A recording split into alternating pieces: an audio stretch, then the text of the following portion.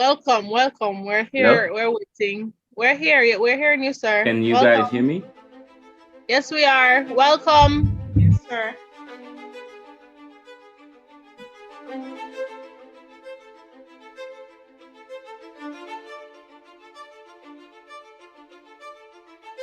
Can you guys hear me?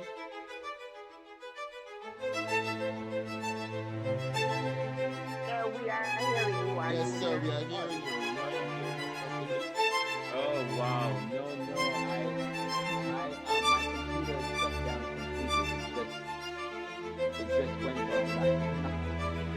Stay on. Stay on.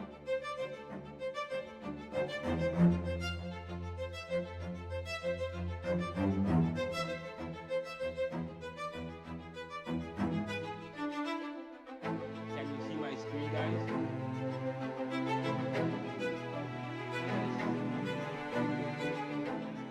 I don't know what's wrong with it.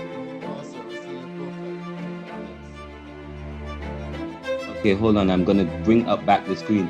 But sorry, I went over a bit. But let me finish. If I don't finish anything today, I will complete looking at the syllabus. So that's fine because today the plan was just to have the UIHS to present, and because they're not presenting, that's fine. We will I will use this couple minutes to let's take a quick 5 minutes break, and when we come back, I'm going to finish the syllabus, and then I just want to quickly delve into. I don't think we won't have time for the video. I've asked that when you have your spare time, please watch it. But we're gonna watch the thing about C.L.R James towards the end, and the issue about the Jacobins. Since we're gonna be talking about, because I want to wrap up the class talking about a new initiative, because we will have next week Monday. Well, the thing is, next week Monday, I have arranged for a special guest to be at the class. The executive director of the Institute for Justice and Democracy.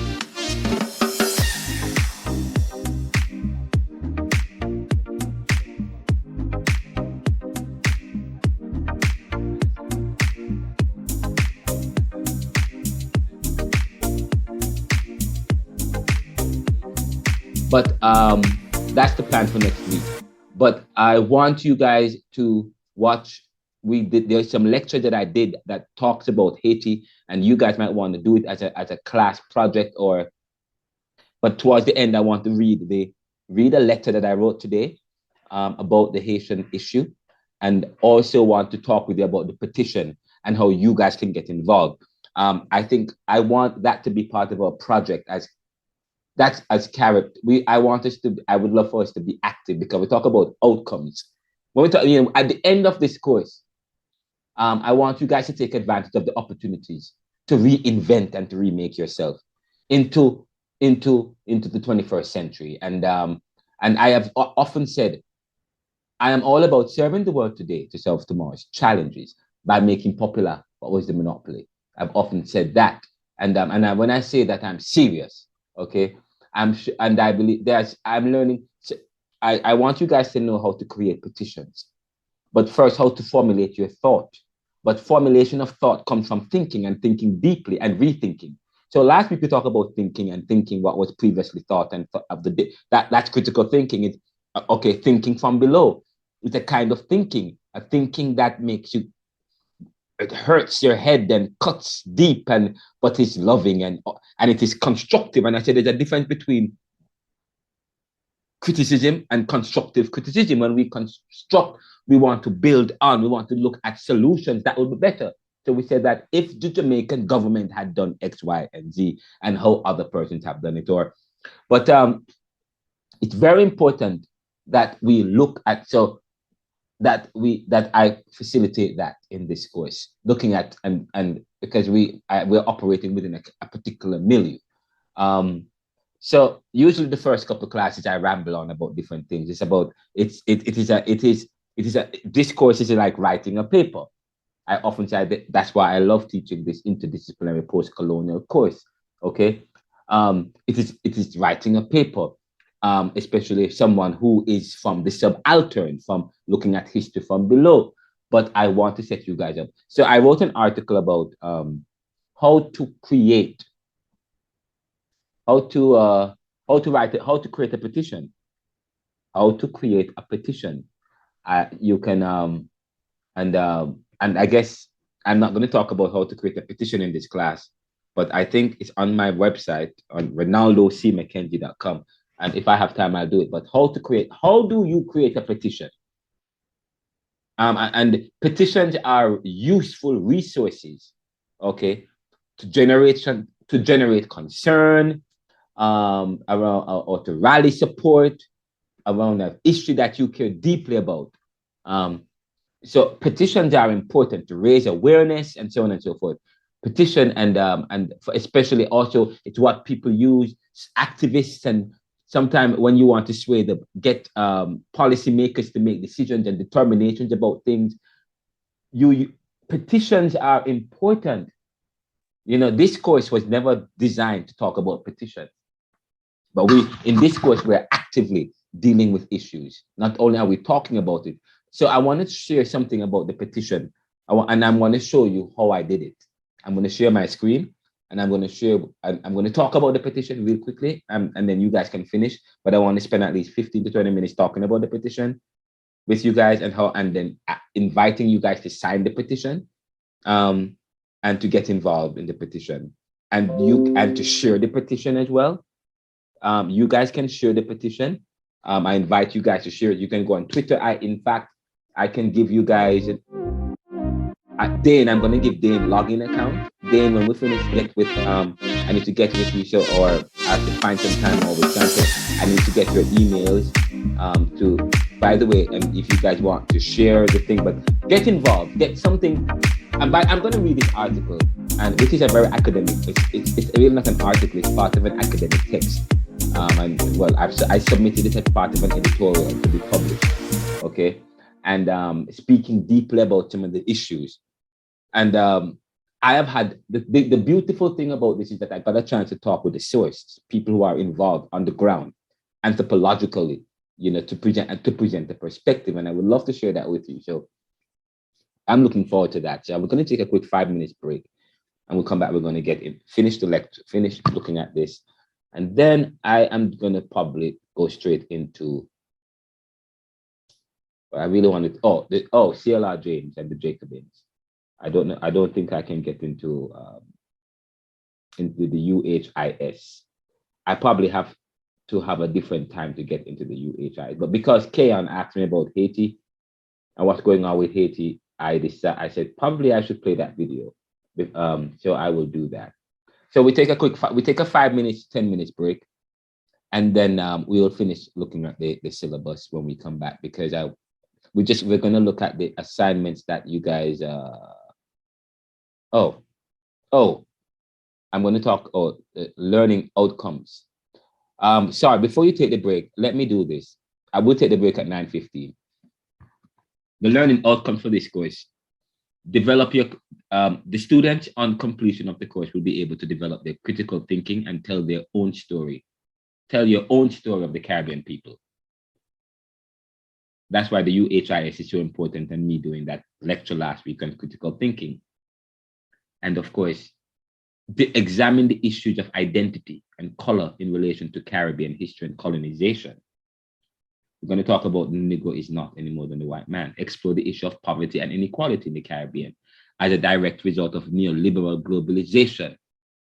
I am going to do a presentation on neoliberal globalization.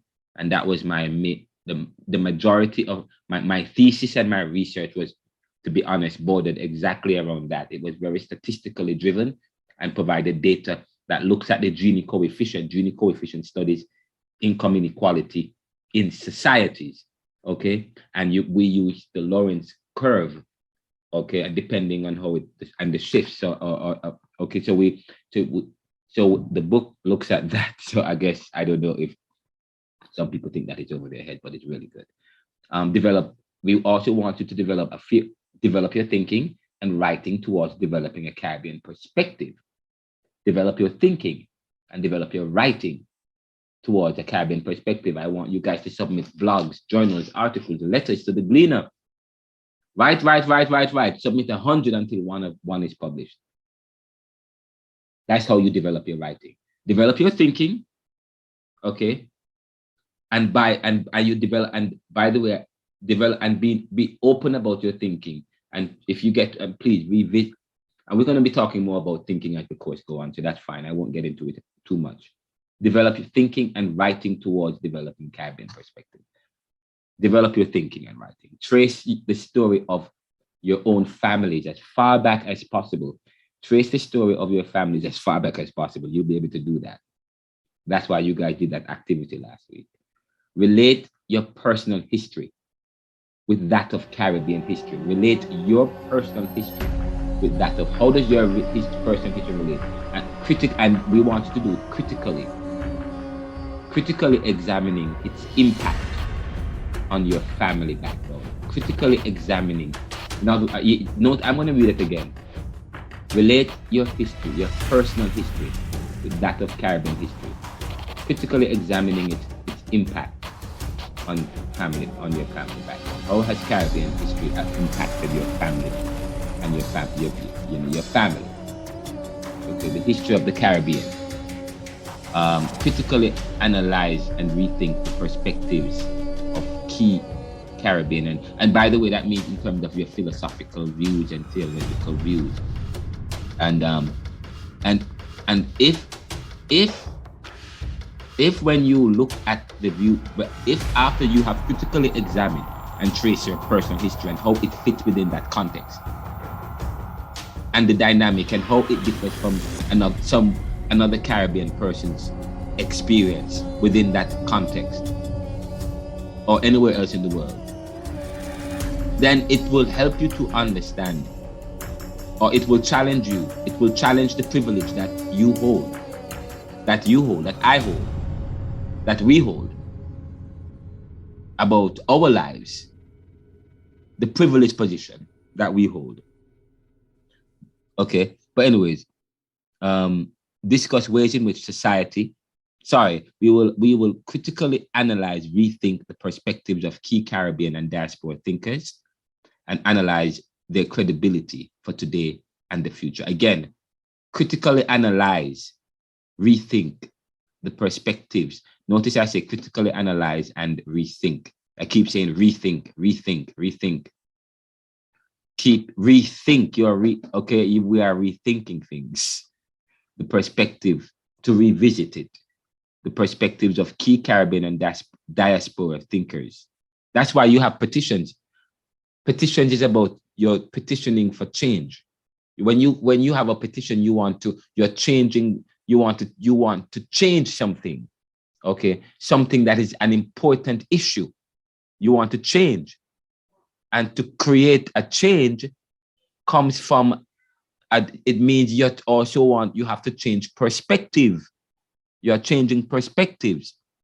So that is why, as I said to you, critically analyze and rethink.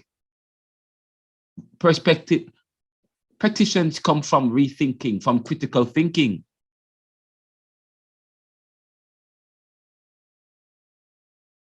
Okay? That's why some people don't like apologetics. Some people don't like apologetics because apologetics is the use of logic to defend the faith. Some people don't like to be challenged. Some people don't like their faith to be challenged because they said that some people, they're afraid to be wrong. They are afraid to be wrong. They just want to be right. Okay, so they are afraid to be wrong. I used to teach apologetics, okay, which is the use of logic to defend the faith. Okay, and people said, well, my faith is based on my faith is not based on no reason. And when you go to, and in certain religious traditions in the Caribbean, they eschew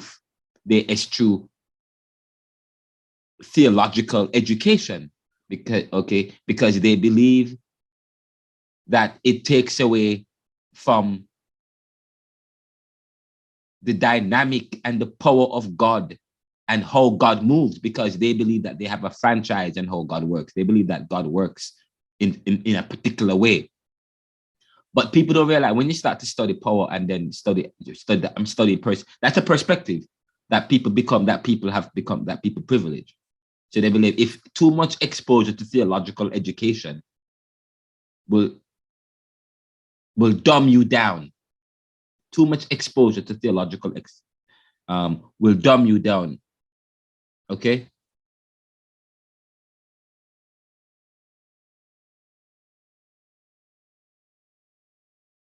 Right, will dumb you down. That's what they think. Too much exposure to theological training will dumb you down. And so I'm here. I was supposed to be sharing my screen and I completely forgot. Let me bring it here. But let me pause this quickly. Too much theological training will, that's the thinking in many churches, especially churches, some evangelical churches, Pentecostal, some Pentecostal bent churches. I apologize if not all Pentecostal churches. Some of you are from Pentecostal churches, so I apologize. From apostolic traditions. And it's true, but education, a lack of knowledge was always part of the strategy. When you look at think about the Reformation, the Renaissance and the Reformation and the movement towards enlightenment, why people talk about enlightenment? Because only certain people were exposed to truth or to knowledge. In fact, it was the right of only certain people to have knowledge, to the point where they create laws against exposing knowledge to people, biblical knowledge. And they would defend that because they wanted. Okay, so anyways, we're talking about when you thinking and how we are rethinking things, the perspectives and the issue of faith and how people have certain faith and how they create perspectives about God. If you have too much education, but that too much education comes from people, it changes one's perspective. It in a sense, people don't want to be exposed to the truth because it will challenge you and it will change your position, because people want to have the authority. People appeal to authority. Appealing to authority establishes credibility within a society that is built on institutionalism that is all but ensured to promote privilege. Antonio Gramsci in the Prison Notebook talk about it. To be honest, I have the book right here on my desk right now, right here, and here is the book. In fact, if you guys want to see the book, let me bring up my computer here. I'm not reading from the book, but I want you guys to see the book. This book. This book is a very powerful book. It's called The Prison Notebooks by Antonio Gramsci. And I referenced this book also within my research. And we will spend the time. This is, as I said, this is just the introduction to the course. So don't get worried. This is just introduction. And we're dealing with issues, but they are very important concepts that you must take a note of. Because we're doing critical thinking, we're brainstorming in our critical thinking. Where was I? I got sidetracked. I was talking about a very important issue. Antonio Gramsci talks about the privilege and there is another book that I was reading earlier today.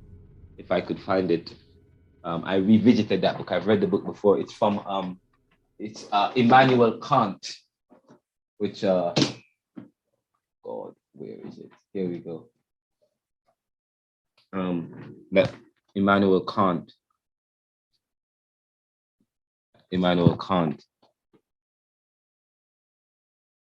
Powerful book. It's on history and it's translated. Okay, because it was it was translated into English. And according to, listen to what Kant said here. Sorry, so, let's listen to what Kant book in this book, written by, it's translated, it's edited by Louis Whitebeck. And Immanuel Kant was not a historian. In his literary remains, we find this note: I shall not make my head into parchment. However, he was a philosopher with a philosophy that seems singularly unlikely to encourage a philosopher to take history seriously. To take history seriously. It's as if that's why people think that's why many critical thinkers, sometimes you wonder, are they philosophers? But we talk about deconstructivist philosophy. In deconstructivist philosophy, you're deconstructing and dissecting. So his critique, because it's as if we are critical of history, but we are dissecting. His critique of pure reason studied the foundations of knowledge. The foundations of knowledge. But by knowledge, he meant almost exclusively Newtonian physics. So he studied Newtonian physics, and Newtonian physics helped to shape societies today, especially the Western civilization is dominated by Newtonian physics. Society finds anything that it can use to substantiate its privilege, and it's a system built in a certain way. Talk about Augustine and Ignatius. Ignatius, if you study the church, the Roman Catholic, the Christianity never had a Roman identity, not until the first 100. Okay, it wasn't not until later, 100 years, the first 100 years of Christianity, we find the church started developing this Christian identity. Okay, 100 years of Christian identity. Sorry, Roman identity. They start to Romanize the church. And some of these, and even some of the caveats about that appeals to certain authority came from this Roman and identity. That's not even just Roman, it's actually from, even if you go back from Homer, and well, not necessarily Homer. Homer wasn't trying to privilege anything. He just wrote beautiful stories about what he thought about all things that men in the future have taken and interpreted it or reinterpreted it. But anyways, Newtonian physics, but this is important, listen to this. He was a philosopher with a, sorry, I am saying here that by Newton, so philosopher was suspicious of history in a sense. He was suspicious of a knowledge. He studied the foundations of knowledge, but by knowledge, he meant almost exclusively Newtonian physics. And by foundations, and Newtonian physics, the law of thermodynamics in a sense, or sorry, not the law of thermodynamics, the history, as if everything has some natural law, a natural order of things, as if everything operates in a certain way that men have come to ordain. So from Newtonian physics, you get the idea that certain leaders are supposed, that kings and queens, their positions are all but established by nature. Certain things that we take for granted by nature come from a kind of some historical understanding about reality and about physical space and time. So that is what. So Kant is he studied pure reason. He studied the foundations of knowledge, but by knowledge he meant almost exclusively Newtonian physics, and by foundation he meant unchanging, a priori forms, and categories of the mind. In other words, his critique of practical reason, not pure reason, practical reason, studied the foundations of ethics, but from them everything anthropological, having to do with what? when we talk about anthropological, having to do with the varieties of human nature. When we talk about anthropological, we're talking about the human nature. You're going deeper. You want to understand society from the varieties of human perspectives, from the ideas of that people associate with themselves that have come to form connections and commonality that speaks in community. Say, for example, the nigger culture. People say, I'm a nigger, or there is this issue in John Jackson talks about how in he studied Black neighborhoods, and in some communities there are people there are people who would perform. They perform Blackness. They perform this nigger mentality. So in other words, there is no. In other words, he was trying he studied the culture or human nature or the society of and from that, by studying and by living amongst various groups of men and becoming part of the community and the part of the lifestyle he took onto himself the identity of the identity of the people of the community he lived in, and the ways in which those people think, in a sense, and came to understand them in a deeper way, and came to understand the connections that they have, and came to the conclusion that people were performing Blackness. So it's not that people are born biologically to perform Blackness. No, they associate Blackness with a particular with a particular sociological understanding or historical understanding that people have come to adopt into their psyche, and they have through socialization have passed it on from one generation to generation. But also they think about the benefits to be derived as well, in a sense. So people think that in certain African American communities, they are performing Blackness, performing nigger mentality, or Jamaica. There's no such thing as Jamaicans, really, in a sense.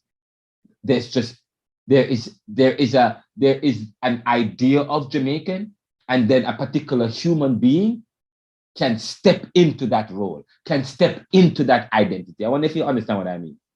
So you can't think of the understanding of Jamaican as being purely as being coming out of man, or it existed from it's nowhere. It exists, or or people are just born and develop that Jamaican. We say culture is the way of life of a people, but that way of life is not big, does not come from the way of life is not a way of life that is created by anything external to the human, but it is the human that has imposed upon the created spaces and the ways of life. So therefore, when human beings are challenged by life and the cultures or the ways of life, it is because the human have created the challenges of life that has exposed and predisposed them to the kind of life. Say, for example, I said, why do you put up walls in your life you can't jump over? I used to say that to somebody. Why do you put up, there are certain walls and certain things that people put up walls. There are certain issues, there are certain things that people have, that people have concretized. Or maybe they don't put it up. They have accepted it. The external put it up for them. But anyways, the point I'm making is, I said to you last week, you go outside and you see a tree. You don't take for granted that it's there. Critical thinkers don't take for granted. You wake up and you are in the dump. You are poorer. You have less. Your family. You don't have generational wealth compared to other kind of people. And it's based on certain skin color or certain experiences. You wonder why. Is it just because of is it because of just that's how the society is? That's how That is life. That is part of Newtonian physics. That's nature. That is the problem with Newtonian physics. That is the problem of that is why we, that's the problem of lack of thinking.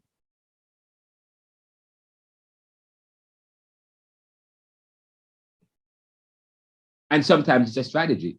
But anyways, so his critique of pure reason studied the foundations of knowledge, but by knowledge he meant almost exclusively Newtonian physics, and by foundation he meant unchanging a form and categories of the mind.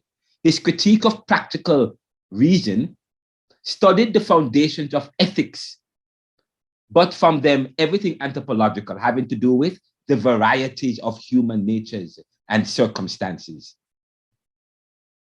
and everything historical concerning the development of moral codes and institutions was ruled out as irrelevant. In other words, he's saying Kant came to the conclusion that history is a result of human nature and circumstance. History is a result of human nature and circumstance. And when you study the foundations of knowledge and education, when you study the historical development of society from one generation to the next, and the dynamics of people and the traditions and that they hold and the values that they have and how that have changed over time and so on, then you get to understand the ideas behind them. And I say to you, so some people are afraid to be challenged, or they do not want to be challenged, okay, because it will affect their position. Because we live in a society where you have to appeal to a certain authority in order to get credence. I was talking to my my vice president, the vice president of the Neoliberal Corporation, who is also a co-producer of some of our shows that we produce. And I said to him, when you start a company, there are three very important things that you do. When you start a company or a church or a business or an effort or a campaign like the petition that we're doing, when you start anything you're doing, there are three very important things that you do. You establish presence. Yes. You build reputation, and you develop integrity. Presence, reputation, and integrity. Those three things are very important when you start a business. Money is important, but outside of money, I'm telling you, the most important thing. You mean if you don't have money, there's three things that you should be working on. Leveraging technology, yes, leveraging technology to develop your reputation, okay, but also you want to develop your integrity. Integrity speaks to consistency, and you want to establish reputation. In other words, you're branding yourself, you're developing branding. That, so there was even in terms of how we think about society, the Anglo-Saxon race was the better race. So you're branding, the predominant view within which we find ourselves, it came from a branding, an established psychological thinking that bent in the minds of people based on, but outside of that, so history is a result of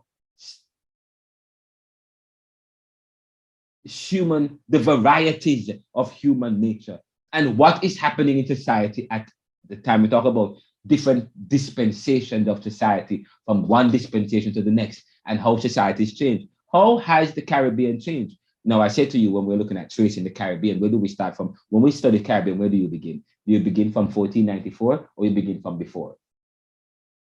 Well, if we begin from before, then you're going somewhere else. Okay, where are you going? Africa?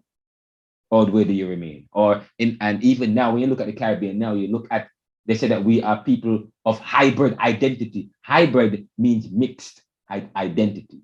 The issue of identity, we are mixed. But of course, okay, so when we talk about Indian urban heritage, we're not saying that we people who are urban all come from an Indian heritage. What we're saying is that the heritages of Caribbean and West Indian people have been misclassified, okay? Because in terms of how you look at the history books, okay, and how when you look at the documentary evidence, very little is said of any connections between the original people, the native, and the people that exist today. We talk about African heritage, we talk about we talk about well, when we talk about Indian heritage, we're not talking about that kind of heritage, Cherokee and those kind, the American Indian. We talk about like East Indians. We talk about people, black people, people of color, Negroes, black people, or whatever they African Americans. Talk about people, but of course, I wrote that in order for there to be change in society, we have to reimagine and rethink people. I said reimagining people within critical race theory, not thinking race, but moving away from a hero approach, from a victim approach to a hero approach. Moving away from a victim approach to a hero approach. That's what I've said. Okay. And so probably that's what it takes for the Caribbean to reinvent itself. A rethinking of how we think about how do we study history. Okay, because that's what critical thinking, black scholars like Dana Berry, White and who was it that I read? Was it Contesting Terrains?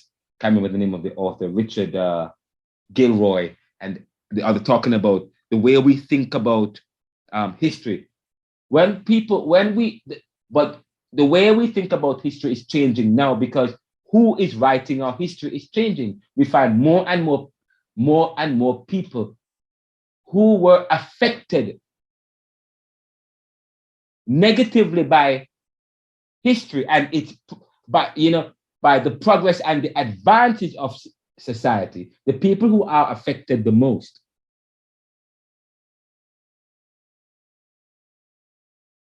The people in history who are affected the most. I have left my train of thought here. I have completely forgotten what I was talking about. But anyways, what point was I just making? It's left me.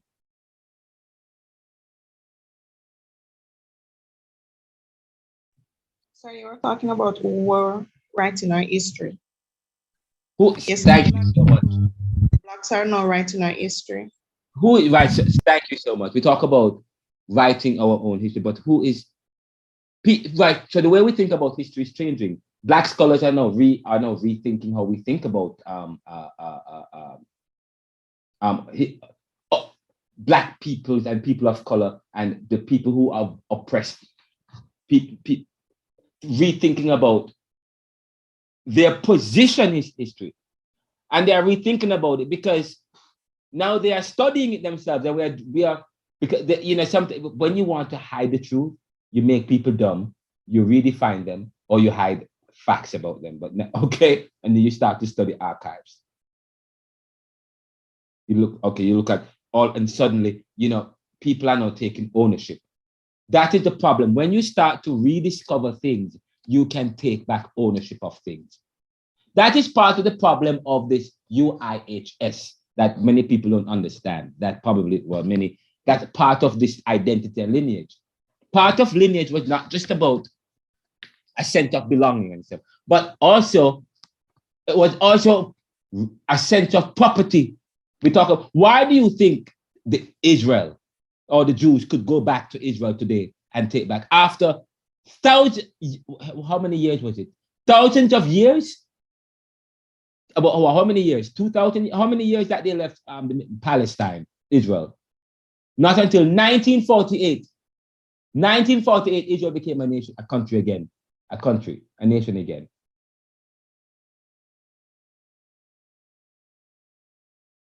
Are you understanding the significance of this? The Urban Indian Heritage Society and people are claiming. So if people can claim heritage, people can claim to be Jews so they can go back to the Jewish land and reclaim their land and say that was our land in the first place. So if the Jews can do that, if the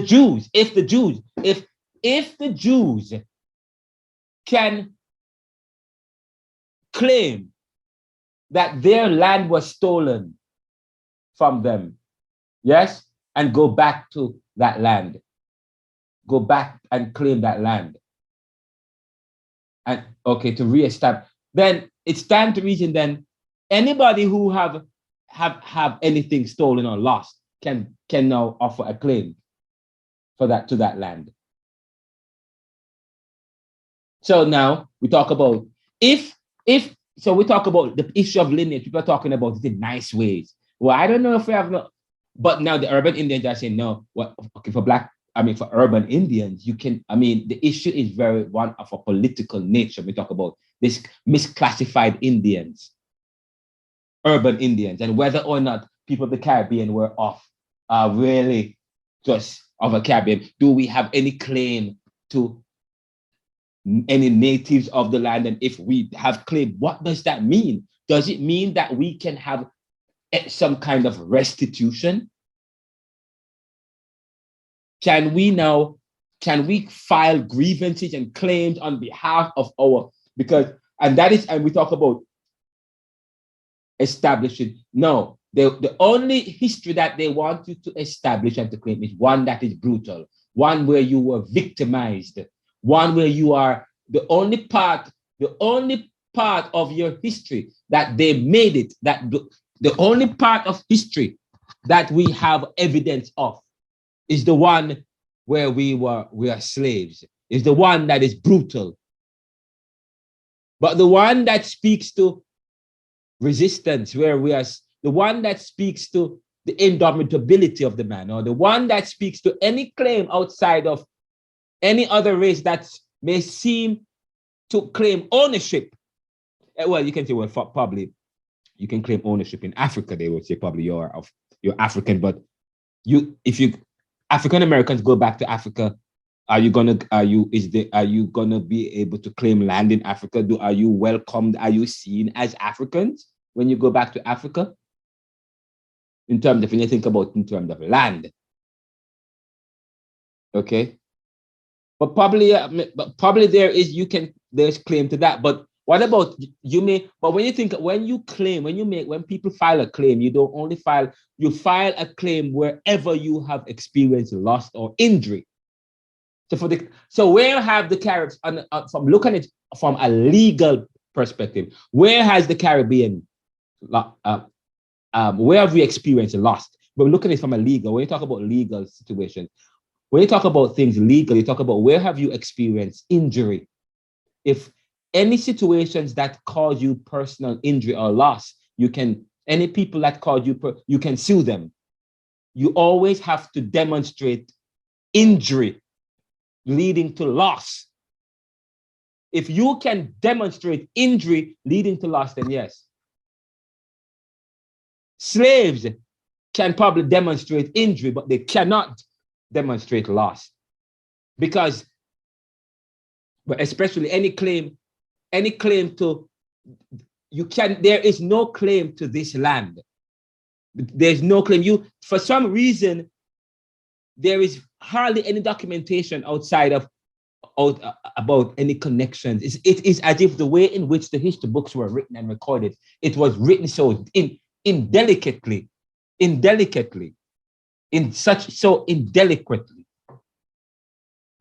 ensure that everything is left out. But okay, except for the part that speaks to you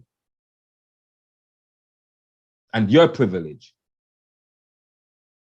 Okay, but anyways, the point is, so the issue of claim, lineage is important. The Jews painstakingly go out of their way to maintain people talk about having customs and traditions, so that to keep that connection. And any claim you have of the past for property is important because it helps to ensures generational wealth. What has helped to dog people of color in the world, and especially in the Americas. But we talk about music and sports and artificial intelligence. Is that the future? Is that the hope? But anyway, let me wrap up here. We talk about in a sense, Kant, in a sense, his idea, in a sense, helped to shape post-colonial thinking. And we say that Caribbean thought is part of post-colonial thinking, and post-colonial thinking or post-colonial thinkers are skeptics. Post-colonial thinkers are skeptics. That's who we are. post-colonial thinkers. We are skeptics. So you can bring this up, bring my screen up. We were supposed to take a break, and I completely forgot. But we will just wrap up in, I guess, we'll wrap up in a few minutes. I apologize about that. But post-colonial thinkers are skeptics. Post-colonials must be skeptics or suspicious of history and its creation of the present, just like Kant. And Kant is one of the persons who helped to influence post-colonial thinkers like Homi Bhabha, post-colonial thinkers like Homi Bhabha. Frantz Fanon, he's a colonial thinker that has helped to influence post-colonial thinking. So in a sense, yes. But we talk about Michel Foucault. We talked about Michel Foucault. He believed that social institutions helps to maintain knowledge in society that helps to preserve a particular kind of knowledge. But of course, he said that this is important to help to maintain to maintain stability. We talk about stability in society. Stability in society is important. So inequality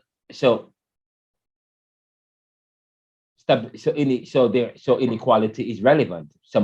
We need people who are poor, we need people who are dependent, and that's why we have competition. And so as a result, the Caribbean people, they lost the war of time. So that is why we talk about the Black position, or in a way we have the Black position in the world. What is the Black position in the world if the human race is based on some kind of competition? And I say to you, the slaves or the Black people have lost the race of time, or the people of color have lost the race of time, and which creates a position in society. But we talk about whether or not we're in a race. And but I said to you, I mean, there are those people who don't. They would tell you that we are not. They will tell you that we are part. We live in a world of equal opportunities and justice and value, but that is not what pertains in the world today. That's not what pertains in the world today. When you explore all things, when you study post-colonial thinking, and when you study the economics of the world today, and I said yesterday, I think I mentioned the idea of relative deprivation, that says societies where there is high amount of income inequality and poverty you have a high amount of crime and violence. And in communities where you have high communities of color, a dynamic mix of people of color, you find that theory to hold true. So you notice the amount of thinking that I'm doing while talking with you guys, the thinking and rethinking and questioning. Such is critical thinking, such is Caribbean thought. We said analyze. We said we're going to analyze the credibility of people in the past to today. Examine the role of religion in the defense and repudiation of slavery. Examine the role of religion. And by the way, I was being deliberate in some of my words just now when I speak. I speak in very poetic, and when I speak and write in poetic ways and terms. Okay, I give you enough, but not too much. Okay, I speak in, but anyways, so I said I ask you to, because I say to you, we talk about appeal to authority and how human beings create experience and make it normative and exceptional.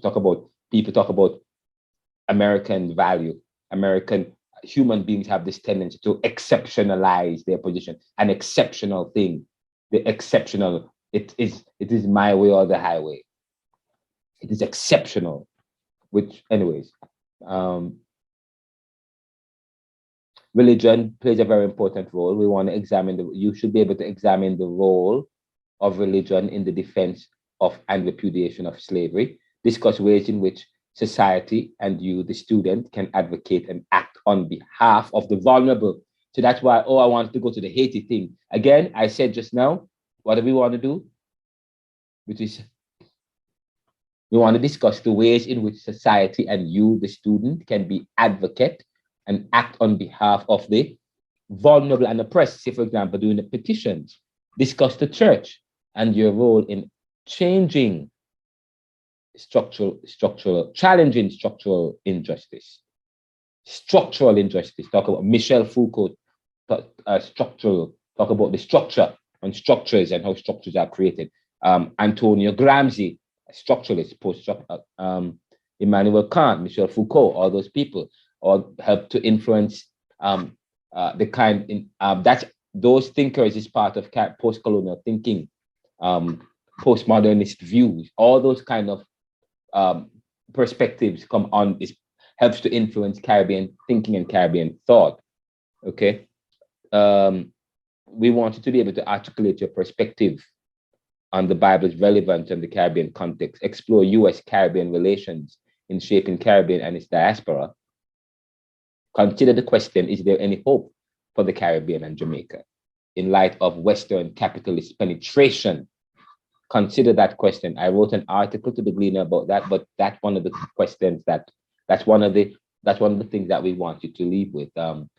We hope that you will begin to explore mediums to express your thoughts. We talk about social media platforms like podcasting, YouTube, and writing letters to publishers and blogging.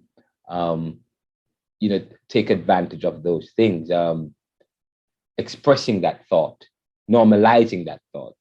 We're going to be doing lectures, digital and multimedia presentations, guided group work, weekly journals, interaction papers, essays and quizzes, cinematic film presentations.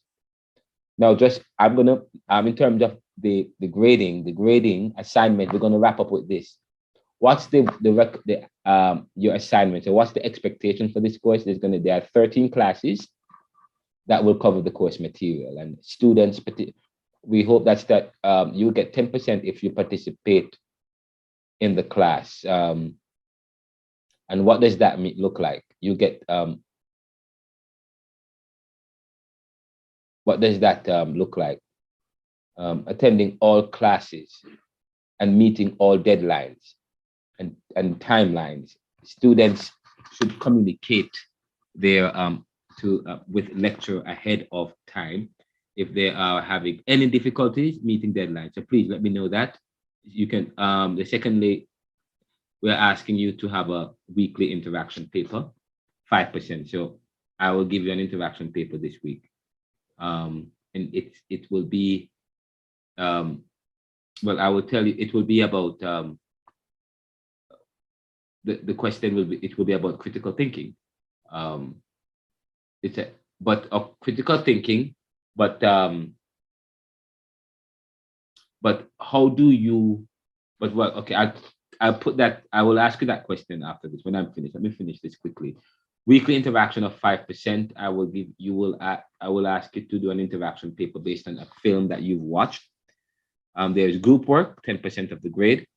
You will be placed in groups. Now that's what we need to work on. That I think Dane, I would love for you, Dane, please help to organize the groups, organize the class in groups for me. Work with Chantel to get your groups together. I need you guys to get I need groups of about 12 people in the class, so we can have a group of 3 or a group of 4 persons per group. 4 persons per group, we'll have 3 groups. So we'll have 4 persons per group. I think we have about 12 or 13 people in the class. So I think it's about 12 we have in the class. So we'll have 4 persons per group. So we need 4 persons per group. You can probably choose your own groups and discuss that amongst yourself. And then we can start with group work starting next week. But that will be 10% of your grade. There's going to be a midterm short paper, 8 to 10 page essay paper in which the student interacts and submit an aspect of his or her group's final essay paper. Well, sorry, we're not doing that. There is no final, not the group, but your final essay paper. So your final essay paper I'm gonna ask that you send me an outline of your for your midterm short paper. It's gonna be really an introduction or an outline, a brief outline and introduction of your final paper. So that's what your midterm paper is going to be. It's an outline and an introduction of your final paper. And then the final paper is worth 25%. There is going to be a final grade. Final grade is 40% of the grade okay? You will get extra credit. Write a 500-word essay on the following text. Frantz Fanon, Wretched of the Earth. It's all there. If you get 5%, you also get 5% extra if you submit a blog or if you get a paper or a letter published or a blog published or whatever, you get 40% of the grade will be determined by the score on the final exam. I understand that you have to pass both the final and the essay, but you have to pass both in class and the final in order to pass the course. You will pass this course.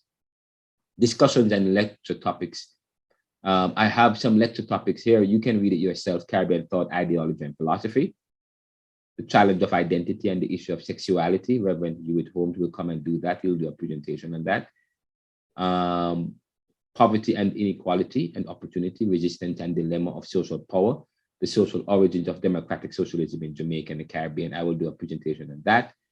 American Penetration, Haiti and Justice with Brian Concanen. He will come next week, Monday.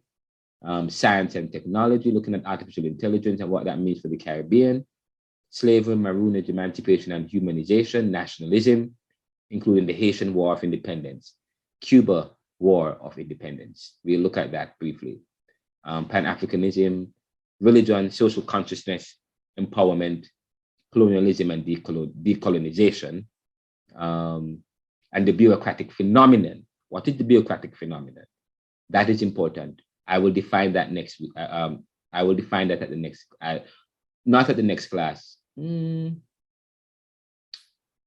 not sure yet. We may define it at the next class. Yes, we will define it at the next class. Actually, we will define it at the next class. But if you guys can define bureaucratic phenomenon for me, what is bureaucratic phenomenon? And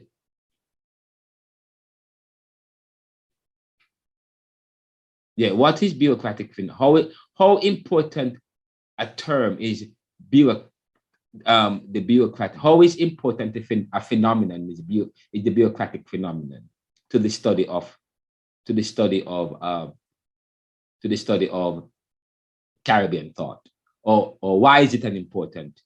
Why is the bureaucratic phenomenon an important study to the issue of Caribbean thought? What is it? It's really, and that's it. I won't say anything else. Okay, probably you could. Strategy and systems, slavery, feudalism, neoliberalism, Marxism, and capitalism. Again, we're going to look at strategy and system. We already started talking about strategy and systems. Every system have a strategy, okay, based in some kind of philosophical or some principle, okay? Now, we're going to look at from slavery to feudalism, neoliberalism, Marxism, capitalism versus dependent capital. What is capitalism? And how does it differ from dependent capitalism? What is socialism? And how does it differ from democratic socialism? That's important. And of course, we talk about democratic socialism is what the political ideology that was very important to many islands of the Caribbean, especially in the 1940s and 50s, and we moved towards. But okay, and we talk about democratic capitalism in the 1970s leading to the 80s. We weren't we weren't seen as dependent capitalist countries. Okay, not until the 1970s, or more so the 80s. Okay, and then of course the issue of immigration and brain drain and American politics. Mr. John Anthony Castro, the US 2024 presidential candidate and the president of AI Tax, will come to the class and we will have him to talk to you guys about the US Constitution and politics and what that means for the Caribbean. He will present in the class. We will talk about deconstructivism and critical history and philosophy, critical race theory, introduction to, we want to lift up people like Dana Berry White and so on. Social organization, period poverty, parenting and family life and sexuality. Regenerative agriculture, science, innovation, social media and digital technology. What are the opportunities and threats moving towards competitiveness? So we will look at that. Week 1, those were the topics we're supposed to be looking at. Week 2, we're supposed to look at the challenge of identity. We're not going to be following this, so please ignore this. We're not doing this for this week. Okay. Now, we were supposed, I wanted to end it. I'm going to stop right there. So you guys, so the requirement for this course again, you guys have it. You will, attendance is paramount. That you come to the class and attend all the class. 5% weekly paper. I deliberately mark for attendance, and by attendance being we know how you attend by looking at we have we know how you attend the class. Okay. And I said to you, it's not just about missing a class, it's about missing time based on the time adds up. So if you miss 5 minutes per class, that is 5 times 13. That's how much time you have missed for the class. So if it adds up to a certain number of hours for the class, then that affects your ability to pass it. So don't miss the, okay, so it's not just about, you can, so there are times when you can be absent if you can be, well, this is an online course, so we expect online attendance. So that's it. Now, I'm going to end the class by, well, I won't end the class, but again, Dane, so I would love for you guys to get to participate in the Haiti in a very important issue with Haiti, and there is to be honest, time is of the essence right now, and let me stop my screen. And there is a very important. Yeah. Sorry, Dana's left. He said he had to leave. Yeah, we're gonna stop here. But for the hope, what I want you guys to do for the homework, I want you guys to read the issues surrounding the Haitian crisis. The question is, I'm gonna send this question out to you guys. Hold on just for a second. Let me stop my share screen here. We have been talking about, I'm very involved in a very important issue. And I wrote an article today. I don't think you guys have time for it. So I guess what I'll do is I'll table it for next week. We have a petition, and I'm gonna, Chantel, could you send the petition to the students? I already have, sir. You did it already? I've already sent, yes, sir. Okay, so we are, group, sir. so we are doing a petition, and actually the petition started from when the gentleman came to the class. Well, I've lost access to everything. Oh, wow, not good. If I could find the petition. Okay. Then we are liberal. So I want read the petition and discuss it among yourselves, your friends. Share it with other people, please. But I'm going to bring it up right now. Okay, there we go. Bring up the petition here. It's called Voices United. Sir? Yes. Excuse me, what time class finishing? Well, okay, we finish in 10 minutes. Sir, 10 remember minutes. To honor the break, sir. We didn't get a break. Yes, oh sir. My, okay, what time is it now? Sir, it's 9:08. Wait, hold on. Class is finished? Yes, sir, 9 o'clock. Oh, wow. And we didn't get the break. Oh my God. Okay, so we will end the class right now then. Okay. Thank all right, you, tell sir. you what. So thank you. Yeah, there is a video that, okay, watch it. I want you guys to watch this video. Let me just bring it up, and I'm going to share it. C.L.R James. Jacobins. Let me see if I find it. Is this the video? Ah, here we go. It's called C.L.R. The Black Jacobins to Saint Olivier and Saint Domain. C.L.R. James and C.L.R. James wrote the book The Black Jacobins in 1970 about Haiti. If I could find it for you, this is it. The Legacy of Black Jacobins. No, this is not it. Let me see if this is it. No. Okay, there we go. I'm gonna find a video for you guys. I found it to be quite interesting. This is it. Christopher Columbus landed first in the New World at the island of San Salvador, and after praising God, inquired urgently for gold. The natives, Red Indians, were peaceable and friendly and directed him to Haiti. You guys, that is C.L.R. James. That's C.L.R. James speaking. Did you guys hear that just now? Yes, sir. Okay, so we're gonna wrap. That's not the video I wanted you to hear, but I'm gonna share my screen with you. That's it.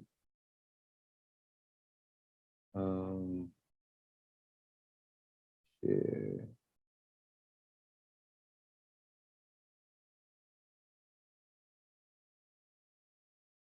Okay, there we go. And yourself. A large island, nearly as large as Ireland, rich. Christopher Columbus landed first in the New World at the island of San Salvador, and after praising God, inquired urgently for gold. The natives, Red Indians, were peaceable and friendly and directed him to Haiti, a large island, nearly as large as Ireland, rich, they said, in the yellow metal. He sailed to Haiti. One of his ships being wrecked, the Haitian Indians helped him so willingly that very little was lost, and of the articles which they brought on shore, not one was stolen. The Spaniards, the most advanced Europeans of their day, annexed the island, called it Hispaniola, and took the backward natives under their protection. They introduced Christianity, forced labor in mines, murder, rape, bloodhounds, strange diseases, and artificial famine by the destruction of cultivation to starve the rebellious. These and other requirements of the higher civilization reduced the native population from an estimated 500,000, perhaps 1 million, to 60,000 in 15 years. And thus it is that Dr. C.L.R. James, a very distinguished scholar, reads the first 2 paragraphs of his prologue, a remarkable book, a classic, The Black Jacobins, which deals with the Toussaint Louverture-led Black Slave Rebellion in San Domingo 2 years after the French Revolution. In these 2 paragraphs, Dr. James, your style of writing, of course, is a very salubrious one indeed, but the bite, the irony, and the truth, you might say, of white man and all these years of Western civilization, so-called, in these 2 paragraphs, you've almost essentialized it.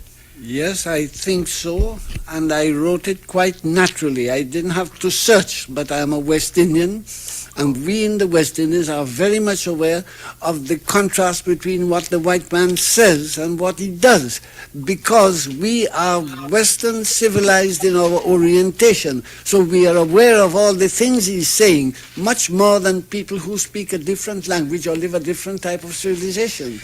This very point you make, which you point out, Professor James is now visiting professor at the Northwestern University. The fact that you're West Indian, this has already been a fascinating historical point, isn't it? We think among the leaders and the whole black liberation movement through the years have been West Indians. Yes, we have had a whole lot of them. We have had Marcus Garvey. We have had Aimé Césaire, the poet, with that magnificent poem on Africa in which he stated the question of negritude. We have had René Marin, who won the Prix Goncourt with the book Batuala on Africa. We have had George Padmore, Marcus Garvey, as I said, and we have had, there's no doubt about it, that Malcolm X's mother was a West Indian, and that had something to do with it, and Stokely Carmichael was born and grew up there as a boy. I also took some part. I believe it is something that is worthwhile, and I know and feel myself as a West Indian as Padmore was. It's as though two cultures are fused, in a sense. Yes, we are not admitted completely into the Western culture, but we have all the possibilities of developing it.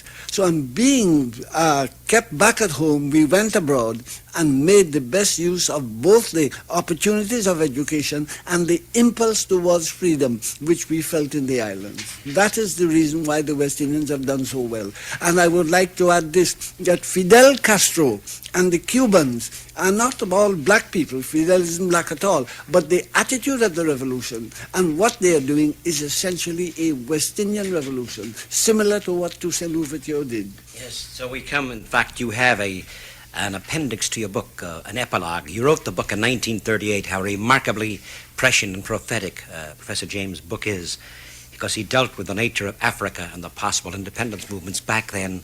But the epilogue is from Toussaint Louverture to Castro.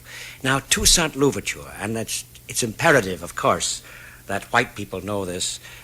More blacks do, or we know that younger blacks are aware of this. I had difficulty finding this book, by the way, in white bookstores. I found it at the Ellis Bookshop on South Cottage, which is significant in itself, I think. I think the book now is being sold and read everywhere. Yes. I think the movement on the whole, it is being read and studied in universities predominantly white in the United States. That is a fact. Although it's the black movement that has given it the great impetus. Perhaps we should dwell upon the nature of this book, and it's a terribly important one. It's the Black Jacobins, the subtitle, Toussaint Louverture and the San Domingo Revolution.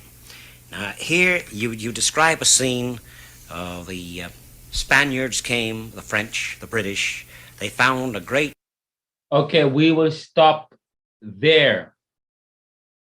We will stop there.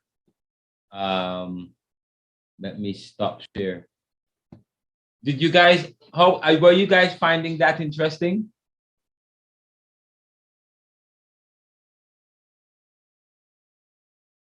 We will stop here though. We won't have time. I'm gonna, in fact, I will send it to you in the link. Okay, guys? Okay, sir. I will send, but you notice he said something very important. He makes a distinction between, he said, he's not black, but he's West Indian. He's not black, but he's West Indian. So can you be black? Can you not, I mean, what does he mean that, what does C.L.R James mean when he describes Castro as a brother? Nevertheless, he says that he's not black, but he's West Indian. I mean, not that he didn't, so he's not black, he's not a black brother in a sense, but he says he's not, but he's West Indian. He's still one of us. He says he's West Indian. So when you talk about to be West Indian is different. To be, we are people of the Caribbean, part of the Caribbean is considered to be, or the English speaking, we are considered West Indian. C.L.R James talked about, what is it? Is there a difference? Is there a distinction between saying, to say West Indian as against to say anything else? And if you read the article that I wrote to the Jamaica Gleaner, I talk about going beyond to be Jamaica. The word Jamaican speaks to something beyond ethnicity and race. Jamaica, okay. Yet we are conditioned by the wider international and political issue that associated with race that we find ourselves in. Yet the West Indies, so we talk about, we talk about C.L.R James. C.L.R James make a distinction about say he's not black, but about the red Indians, What was he talking about? Did C.L.R James acknowledge urban Indians? So for you guys for next week, for you guys to answer those questions about what does it mean to be West Indian? In the sense that, sorry, when C.L.R James says of Castro that he's not black but he's West Indian, what does he mean? Is there something unique? Same school of thought, sir. Huh? Maybe they're from the same school of thought. They do things the same way. They think alike. So that's Okay, what he's talking. okay. Now okay, good. Now I'm gonna show you how you write now. When you write, if you respond. Just maybe they are from the same school of thought. The way how they write. Now, I love it. Thank you for responding, Susie. What are you going to do now, Susie?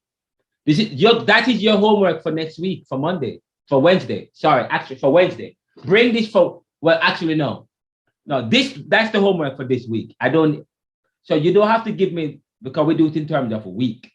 So between today and next week, Monday, the homework that we're dealing with is this. And is this, what does it, the question I just asked you.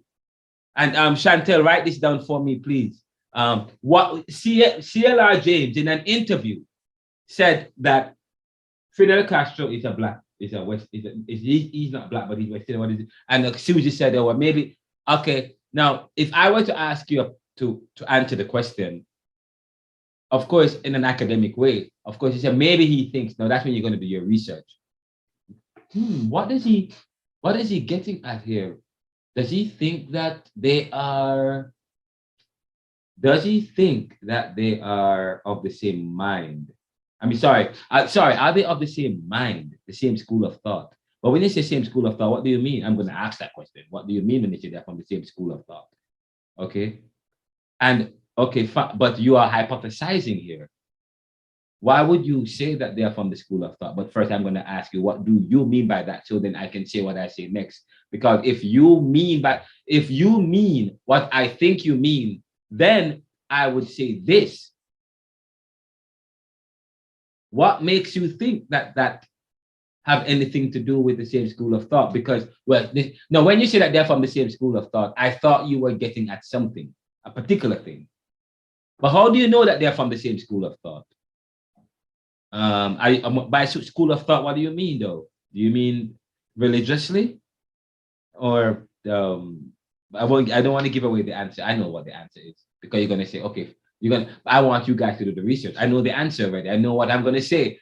You hit the nail on the head. You said it tonight. You responded in such a powerful way, but I don't think you meant what you meant to mean. What you have said. What you said means something different. Okay, why do you say that? What do you mean by they have the same school of thought? All right, sir. I read a book that is based off 80s culture. It was just literature, Brett Eye's memory, and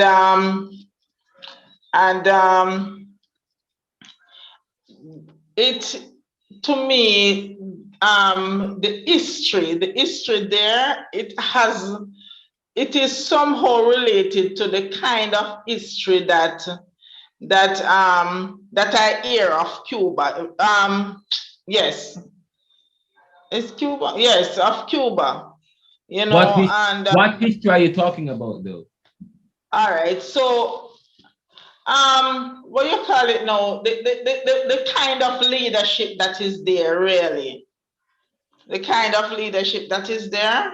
So I'm just making relationship here, and that is why I think that it is the same school. It's the same. They think the same way, basically. Okay. Anybody wants to help her out? Anybody wants to help her out? Good night, everyone. My name is Casey. I just joined in. I think I saw it on um my email, and I decided to listening. School of thought in my area of study, because I did early childhood, and I know certain psychologists. They normally have a certain school of thoughts where they will say that a child learn in a specific way, and then you'd have a number of psychologists who believe the same thing.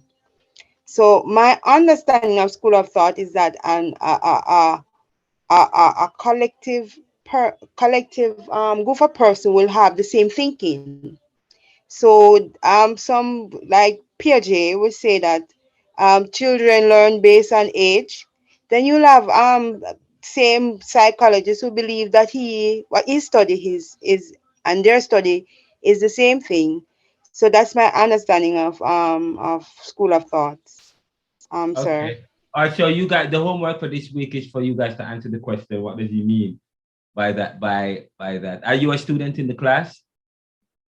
Sir, I don't know. As I said, I saw it on my email and I Okay. decided to I talk. listening. We need to talk later on. But guys, great. Welcome Yes, to the sir. class. I don't mind. Welcome to the class. But do some research around C.L.R James, and because I said to you we're going to study. There is a relationship between C.L.R James and Fidel Castro.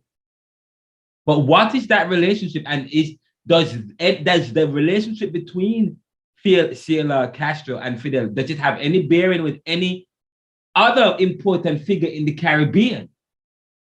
That's it. I won't say anything else. I'm happy. I won't even go to the next, because this is I can't. I want you guys to do your research and come back, and because C.L.R James, by the way, C.L.R James is not from Haiti. C.L.R James is a Trinidadian. Okay, but he wrote about Haiti.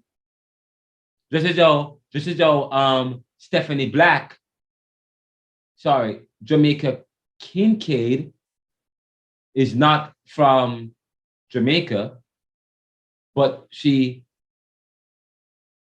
wrote the book about, I wrote the book, A Small Place, about Antigua, a small place by Antigua, looking at how structural adjustment affected structural adjustment and how globalization and how they looking at how structural adjustment and the relationship with the IMF, how it has affected Antigua.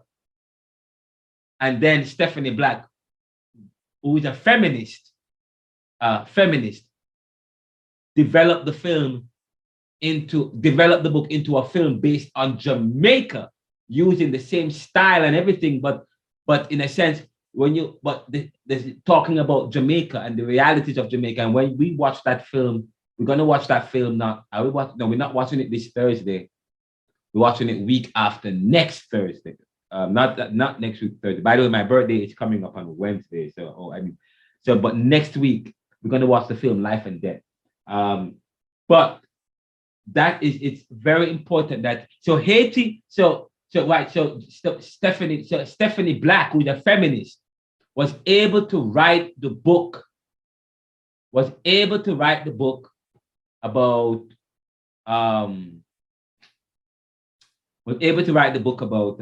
what's his name again? Stephanie Black wrote the book about Antigua.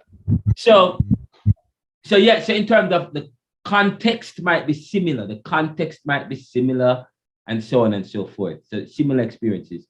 I see that some of you are, the context is similar, but this was important. I want to play some more for you guys, but I'm gonna leave it so that you guys access that a bit more, and then I'm gonna read. I wanted to read the article about Haiti but I won't read the thing about Haiti, but if you go to change.com, guys, if you go to change.com, there is an article, and there is a petition about Haiti, and I was going to read that petition about Haiti just now, but I don't think I have time. But there's a very important petition that we are working on. If I could, here we go. But there's an article about the student in Caribbean thought class. There's an article about the student in the Caribbean thought class. Once upon a time, in the Caribbean and the diaspora, a group of passionate students and their professor in Caribbean thought class at Jamaica Theological Seminary came together to advocate for a cause close to their hearts, the restoration of democracy in Haiti. Inspired and challenged by Reverend Ronaldo McKenzie of the Neoliberal Corporation and the Institute for Justice and Democracy in Haiti, Haiti's work in raising awareness and fighting for justice and democracy in Haiti, a group of individuals felt compelled to take action.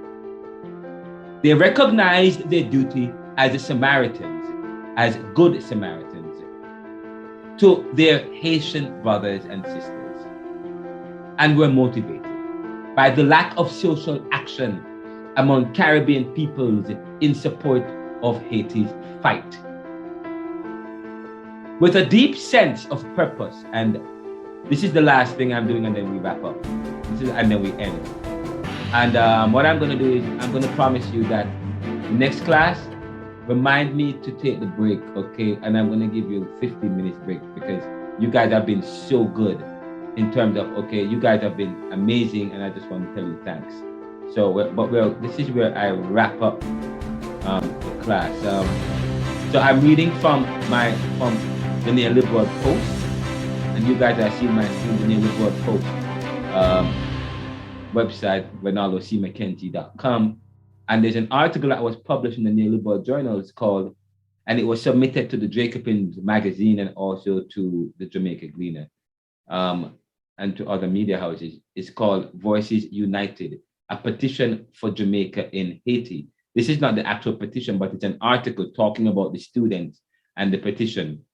And the article says, once upon a time in the Caribbean and the diaspora, a group of passionate students and their professors in Caribbean thought class at Jamaica Theological Seminary came together to advocate for a cause. Anyway, I think you've heard me read all of that already. Inspired and challenged, I think I read that already as well. But let me read this part. Inspired and challenged by Reverend Ronaldo McKenzie, blah, blah, blah, blah, and IJDH work in Haiti to bring about awareness and fighting for justice and democracy in Haiti. A group of individuals felt compelled to take action.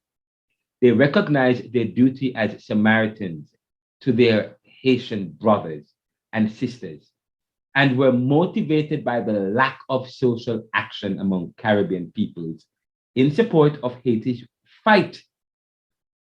With a deep sense of purpose, they embarked on a transformative journey to address these challenges head-on.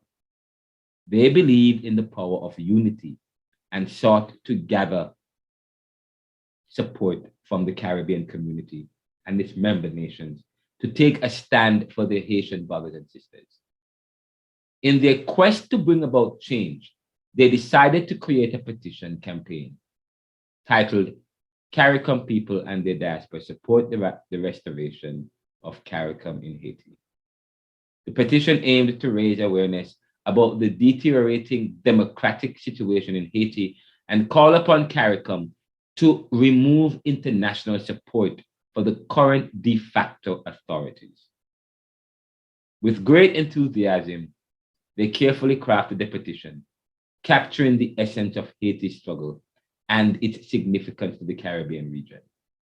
They highlighted the systemic dismantling of Haiti's democracy, the control exerted by gangs, the rampant corruption draining public resources, and the alarming levels of hunger faced by millions of Haitians. The petitioners reminded their fellow Caribbean citizens of the shared history between Haiti and the rest of the region. Haiti's courageous fight for independence in 1804 paved the way for liberation movements in other nations, including Jamaica. They acknowledged Haiti as the first colony to abolish slavery, a milestone that impacted the trajectory of freedom in the Caribbean.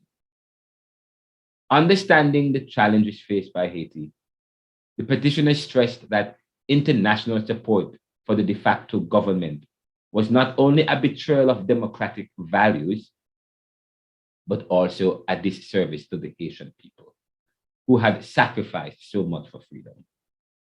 They firmly believed that a legitimate Haitian-led solution was crucial to restoring democracy and paving the way for a better future.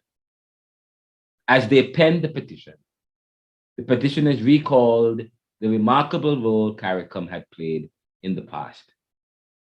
They remembered how in 1994, Jamaica led a successful United Nations peacekeeping mission that restored Haiti's elected government. They celebrated Jamaica's unwavering support for President Jean-Bertrand Aristide in 2004. Despite immense pressure from external forces, these acts of solidarity had proven instrumental in the restoration of democracy in Haiti. Filled with hope and destination, the petitioners turned to their fellow Caribbean citizens, urging them to add their voices to the cause. They understood that true change required a collective effort. And each signature on the petition was and is a symbol of unity and support for Haiti's democracy or democratic aspirations. They reached out to communities, organizations, and individuals across the Caribbean, spreading the word about the petition and the urgent need for action. They shared stories of Haitians from all walks of life: journalists, security guards, doctors, factory workers, mothers, and fathers, who longed for a future free from corruption and fear, where they could chart their own destiny. Their plea was simple: join them in signing the petition to call upon CARICOM, the Caribbean community, to refuse support for the illegal de facto government, propose the suspension of Haiti from CARICOM activities until fair elections were held, and demand the implementation of democratic principles outlined in the Inter-American Democratic Charter. The Inter-American Democratic Charter. As Caribbean thought students, you should know that. What is the Inter-American Democratic Charter? We won't have time to get into it. As the petition gained momentum, signatures poured in from all corners of the Caribbean. The petitions were heartened by the overwhelming response, a testimony to the shared commitment to justice, freedom, and democracy. They saw each signature as a beacon of hope, a tangible representation of the Caribbean people, standing together in solidarity with their Haitian brothers and sisters. But they didn't stop there. The petitioners continued their tireless efforts to gather even more signatures, attending events, engaging in conversations, and spreading the word through social media platforms. They knew that every additional signature brought them one step closer to effecting change and restoring democracy in Haiti. And also, the petitioners reached out to you, dear reader, with an earnest request: lend your voice, add your signature, and stand in solidarity with the Haitian people. Let us come together as one Caribbean family, united in our determination to bring about a brighter future for Haiti, where democracy thrives, corruption is eradicated, and peace and prosperity prevail. Sign the petition today, and let our collective voices resonate across the Caribbean, inspiring hope and change for our Haitian brothers and sisters. Together, we can make a difference and create a stronger Haiti, firmly rooted in the principles of democracy and justice. Sign the petition for Haiti, for a stronger Haiti. And of course, for more information on the Haitian crisis, please see the below links for information, and we show that. This is the interview I did with him. It's available. You can go to and there are also related links: Caribbean Thought Lecture 8, the fight for justice and democracy in Haiti. And also there is the petition, there's a US sign-on letter that is being done here. And there's also, we did one that looked at re-examining our history, a new perspective. You guys can look at that too. The petition was organized by Ronaldo McKenzie and students in his Caribbean thought class at Jamaica Theological Seminary. Notice, I'm putting you guys out there. So get involved, guys. Get involved, lead this task, share it with your friends. We have a responsibility. I am passionate. While I felt like I was going to cry just now, because we've been hearing about this Haitian crisis for a very long time now. Okay. And by the way, and if you want the petition, you can just click on this and it takes you straight to the petition. You don't have to have an account to sign the petition. Only 6 persons have signed so far. But I'm asking each of you to sign the petition as soon as you get a chance. Just copy the link, and once you get the link, even now, if you guys can sign it, sign and share it once you do. Share it with other people. Okay, that is the link to the petition. So, and that's the link to the petition. Yeah. Okay. And you can share it with your friends. But guys, that's it. I'm going to stop here. This was very important. This is very important because it helps you to understand that, you know, because as I said to you, part of I would love for you to get in to do is get to know how we talk about developing critical thinking, but how you rally around cause, how you create petition. And actually, by the way, I wrote an article, how to create a petition. If you guys have causes that you are working on, I'm going to send you a website right now that can help you to create a cause from scratch. They didn't create the cause, I created it from scratch myself. I wrote it from scratch. I'm a creator, that's what I do. But if you are struggling with creating causes, I'm going to send you a link to our website right now. Sorry, where is that website? Okay, let me, this is the 1 second, I'm finishing the class, right? So, and I'm gonna have this video available, so it's fine if you guys never got this. There's a link to this website. If you guys get a chance to, there we go. So I'm sharing my screen. If you go to the neoliberal Ronaldo C. McKenzie, I'm gonna show it to you guys. Click on this. This is also a lecture, part of a lecture and a presentation I'm doing, but I'm sending it to you guys apart from outside of anything else I'm doing. How do I send it? How do I send it?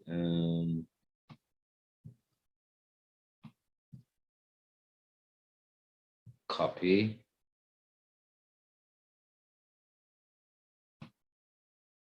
So I'm sending you this article. I wrote this article today. It says how to create a powerful petition for change. How to create a powerful petition for change. Okay, and it tells you, and you guys can read it. And one of these days, and probably one class, if you want me to go over it with you guys and talk about a little bit about it, I will do. It's a very brief article, but it will give you, it's steps. It's actually steps how to create a live petition you can follow. How you can, and you guys can learn how to do that. Okay, and now you guys should, since you guys are, I'm empowering you guys with the resources and tools.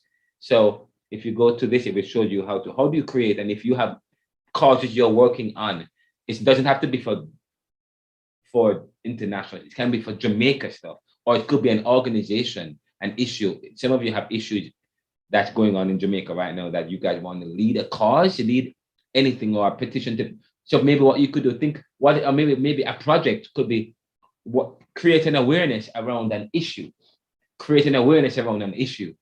and then from that, and how you're going to do that, and develop, and then one of the things you could do, a petition. So one of the homework for this semester is going to be different. Last semester was more Haiti. This semester you could create a petition or an awareness around an issue, or you can the group that you formulate.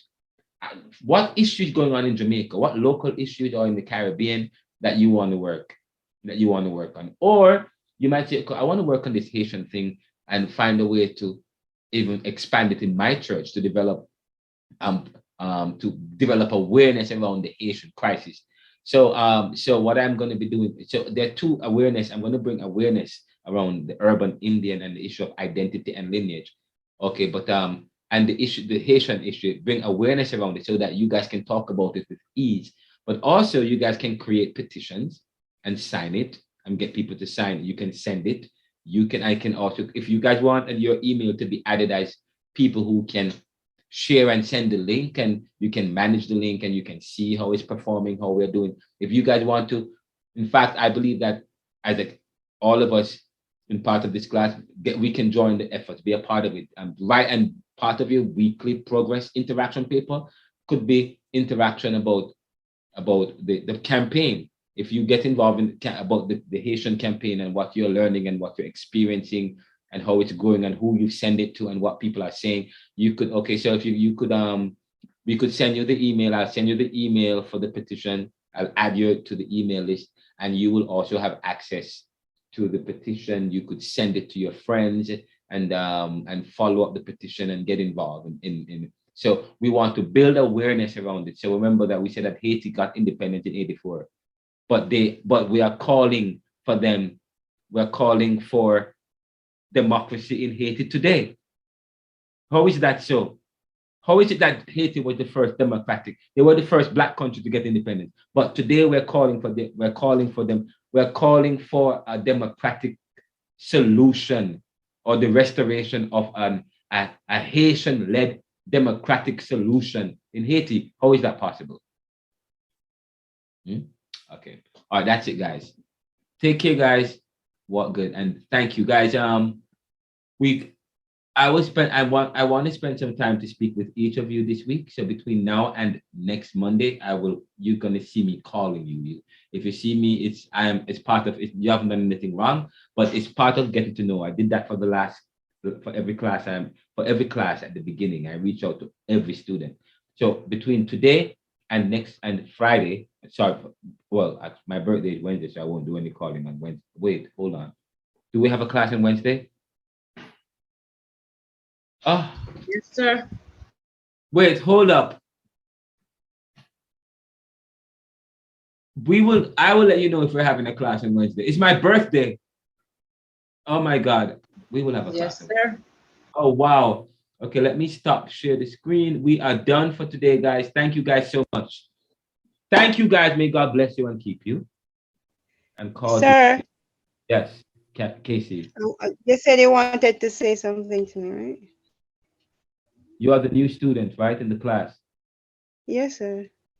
Yes. Well, first of all, we did a PowerPoint presentation that I sent out to the students. Please get a copy of that. Chantel is the assistant lecturer. Sorry, not that. She's not a lecturer. Oh my God. She's my lecturer's assistant, and she communicates. She helps with a lot of the communication in the classes, and she's my official assistant in a sense. The head of the class is Dane, who's the class monitor. He's one of your students. There isn't we have every week we do a video, we do a recording, or make it available. The last class video is available on YouTube, and it's available on Spotify as well. And you can go to renaldocmckenzie.com and access copies of the film. Of the video for the last class. Okay. Chantel will send it to you. This class is about developing awareness, but also building awareness, promoting awareness. We are about thinking and learning and reshaping the future, and part of that is facilitating knowledge and growth. So we want you. So we are working on several. This class is a lab. When you come to Caribbean Thought, it's a lab. So that's the name of the class, Caribbean Thought? Yes. Did you register for this class? No, as I said, I saw it on my email and decided to check it out. The link was sent out because we were supposed to have a presentation tonight, but it was postponed. So the link went out to all JTA students. That's why you get the link to. Okay. Right. No, I can't understand. Right. Yes. But they will present next week Monday. They will present next week Monday. We can join on Monday.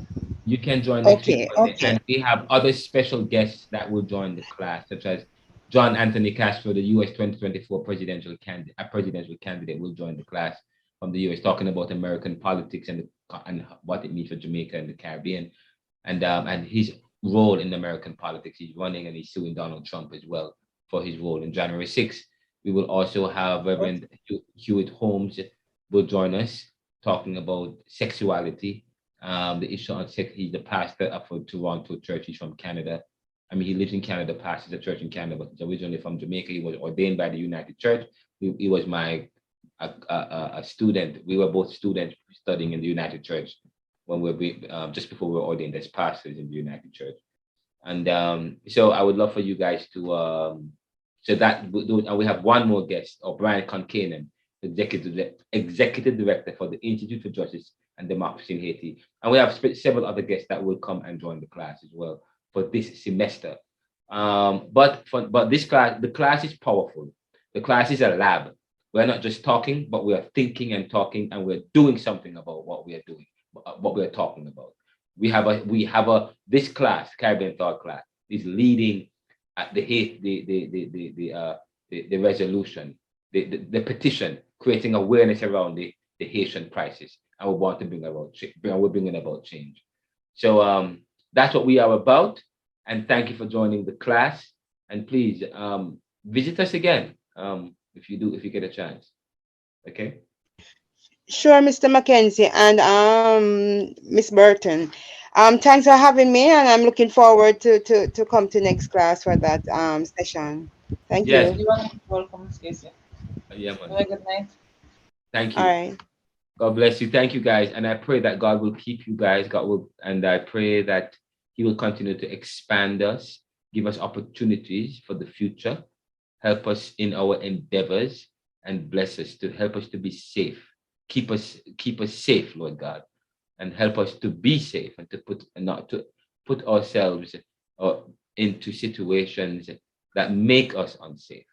We pray, Lord God, for wisdom, knowledge, and understanding, and that you will give us wisdom and direction on the Haitian situation. And we pray that we'll have hundreds of thousands of signers signing this petition so that we can take it to the heads of government in the CARICOM and to press for change, to press for wisdom, that CARICOM would press for change, and we would not allow this to continue. Let the Haitian people determine their future. Let the Haitian people determine who they want to lead.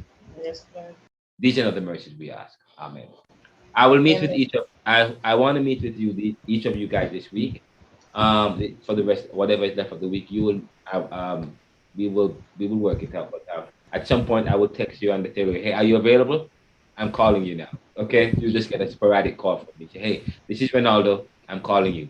I will call you to find out just talk to you about your class, talk to you about probably the assignment that you gave, that's the last class, and about your feelings for this class, and any hot button issue. I want to do that this semester. Just have a quick call with each of you. So throughout the rest of the week, I will be calling Chantel. Please hold me to that. Dane, hold me to that. Okay, I will talk to each of you this week, and just to get how you're feeling. Sir, at this moment, sir, there's only one person in the class that is hearing what you're saying, and that is Jacinth. Everybody else had left.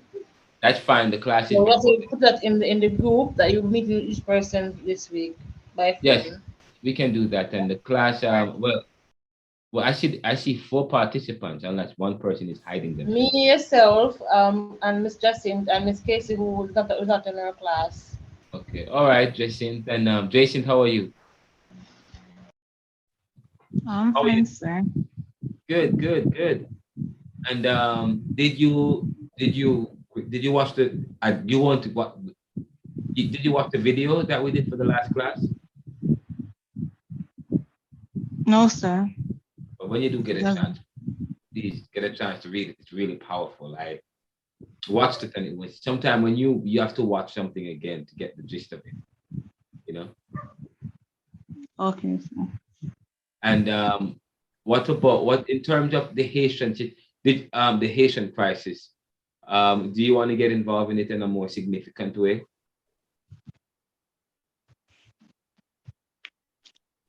So I think I need to know more about that.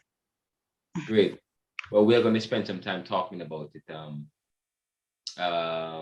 next week or Wednesday. Okay. Actually, this Wednesday, I will talk some more about the Haiti situation. This Wednesday, I will talk some more about the Haiti, just to get you guys ready for the presentation from Brian, because Brian is coming on. I will prepare a lecture on the Haitian situation and what's the situation in Haiti. I will prepare a lecture for that for you guys, so that you guys are more aware and informed about what's going on in Haiti. So I'll do that for you guys. Okay, but it doesn't. To be honest, if you go to change.org, or you go to the website, if you go to change, that the email I sent you, it talks about the issue, and it summarizes the problem. Haiti doesn't have a local leader. I mean, sorry, they don't have a local representative or a government that is elected by the people. Sorry, my brain is slow today. What's going on? A government elected by the people. That is not democracy. And the people are calling for that. But the thing is, there is a group of people who were installed, and they are against any election. It is as if they have a dictatorship in Haiti today. There is no election, and the people are calling for it. The people are calling for an election. I think somebody said earlier, why don't they have a referendum? Well, I don't know, but is that what the Haitian people want? Is that what would suffice? We want to be honest, what we are calling for, I don't care what they want, but what we are calling for is, well, I care what they want, but what we want is for them to be able to self-determine. For them to be able to do what? To self-determine. For them to achieve the nation. That's what Pan-Africanism is about. Pan-Africanism is the recognition that we all peoples can achieve self-government, self-determination, to determine their own futures. That is what nationalism is about.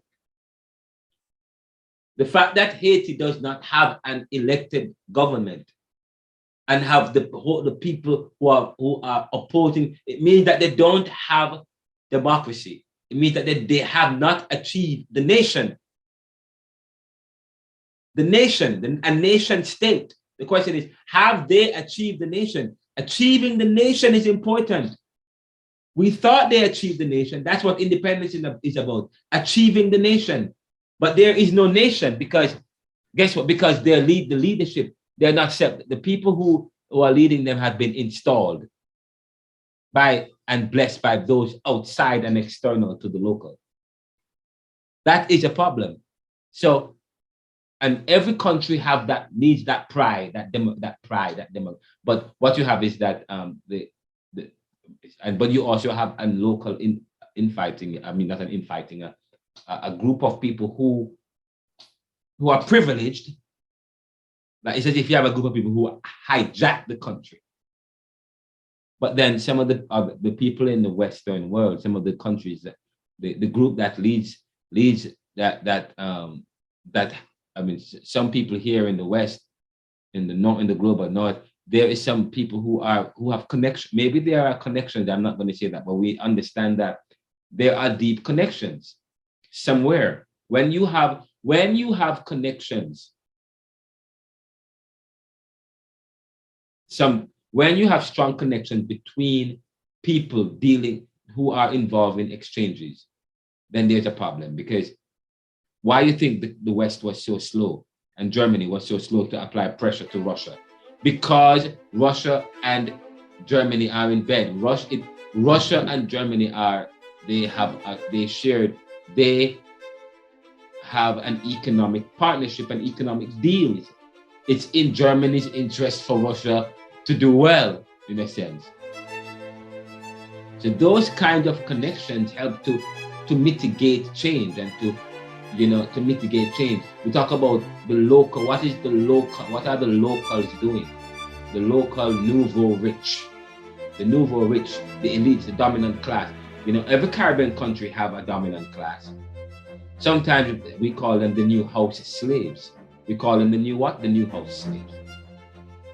We stop here. Thank you guys. Take care. We will have the class available. Welcome. Okay, sir. Yeah. Okay, sir. Remember, do the homework, Justin, about Haiti. We will email it. Okay? Okay. About what connection? Why would I'm gonna, since you stay for the class, I'm gonna give you something. I'm gonna give you that, okay? And I'm sorry to work. I'm gonna give you something to work with. Susie asked a very important question, and I thought she was getting the answer, but she didn't go far enough. C.L.R James. You have, in order to understand that question well, you have to study C.L.R. Who is C.L.R James? He's a Marxist. So, of course, he's a Marxist brother.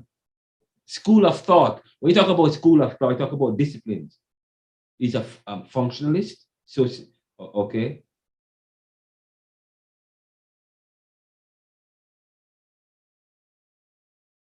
Anthropologist. What kind of anthropologist? Okay, he's a Marxist. Socialist. Democratic, does he practice democratic socialism? What kind of school of thought? It's an educational school of thought. What kind of school of thought? He's a postmodernist. That's what we're talking about. Okay, and no, but of course, Fidel Castro one moment says, he says, we are of Latin African heritage. He says Latin African. But anyway, but they're both Marxists who believe in a kind of socialist resolution to the problem of Caribbean. So yes, that's why he speaks so glowingly of Fidel Castro. Yes, he speaks. That's. I'm giving you the answer partially. Okay, he speaks glowingly of Fidel Castro. All right, that's it. All right.